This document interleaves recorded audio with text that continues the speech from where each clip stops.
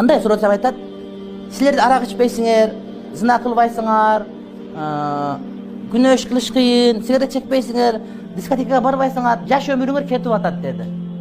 Ошентип жүрүп эртең өлүп калсаңар, тозок менен бейиш жок болуп калган болсо, силер банкрот болдуңар да дейт. Эс жыл касып албай калдыңар дейт да. Кореецте де сурасаң, акырет бар десең, өлдүң жок болдуң дегенде сыяктуу, өлгөндөн кийин тозок бейиш жок болуп калса, анда банкрот болгону ошол да дейт. Мен айттым, хоп дедим. Ар бир иштин экинчи варианты бар да. Арак ичтиңиз, зына кылдыңыз, таза жүрдүңүз, өлгөндөн кийин тозок бейиш болуп калса, анда эмне кылдыңыз сиз дедим.